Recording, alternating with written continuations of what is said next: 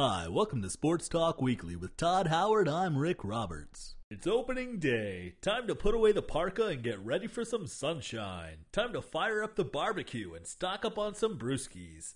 Time to obsess about the old fantasy team and ignore the wife for the next 6 months. It's beautiful, isn't it? You smell that, Todd? Sweet Jesus, that's a smell of freedom. Smells like bullshit, Rick. Tigers pitcher Dontrelle Willis has been placed on the DL with an anxiety disorder.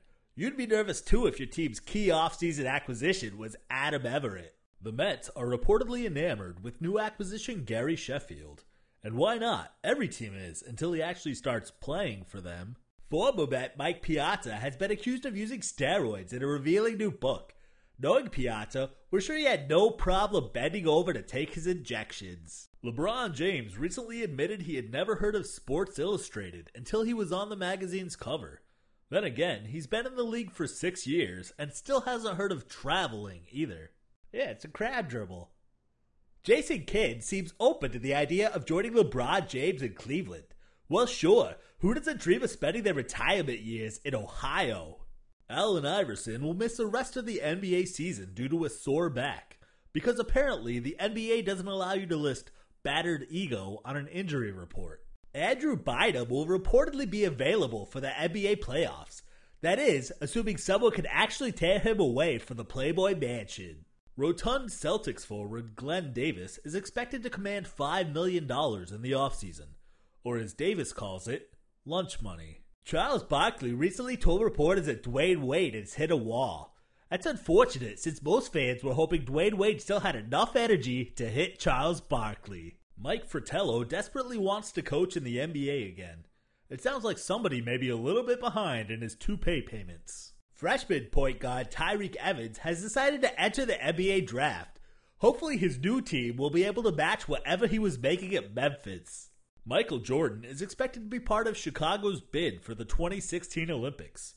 It's nice to hear he'll be doing more than simply gambling on the games. Churchill Downs wants to experiment with night racing at its upcoming spring meet. The idea is expected to meet with considerable opposition since most jockeys have a strict 8 p.m. bedtime. A new study released by the American College of Cardiology suggests that watching your favorite NFL team lose in the Super Bowl could actually end your life. That certainly explains why Buffalo's population dropped by a quarter during the 1990s. Gisele Bündchen plans to adopt a child from Brazil, because apparently having sex with Tom Brady is just too much like work. Michael Vick plans to work a 40-hour-a-week construction job once he's released from prison.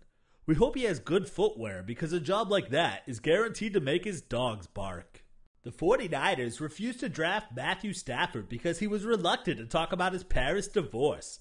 You know your team is in trouble when its biggest influence is Dr. Phil. 3 members of the Oregon Ducks basketball team have been cited for shooting BB guns at ducks and geese in a Eugene park. If they shot that well during the season, they'd be playing in the national championship. Reds pitcher Bronson Arroyo is expected to miss significant time with carpal tunnel syndrome. Hey, we didn't even know he was single. The Mets AAA affiliate is offering free tickets to all unemployed fans. We're not sure what's more demeaning, being told you're not good enough to keep your job, or having to watch an entire team of baseball players who were told the same thing. And now it's time for What the F.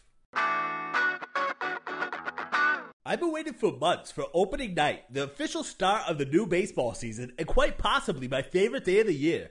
But what the F is with it being on ESPN 2? It's not good enough for the real ESPN? They have to put it on their bastard sister station, ESPN 2?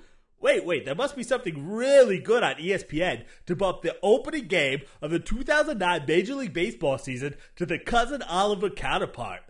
The semifinals of the Women's Final Four? It's not even the finals, but the semifinals of the Women's Final Four? What the F?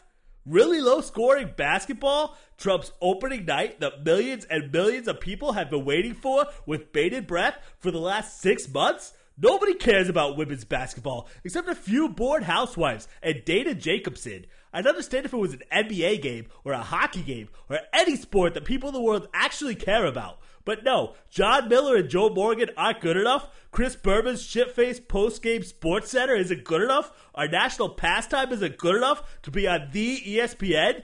Tune in next year for opening night with play-by-play from Miley Cyrus and the Jonas Brothers on color commentary. That's going to do it for tonight. With Todd Howard, I'm Rick Roberts. Good night, you bastards.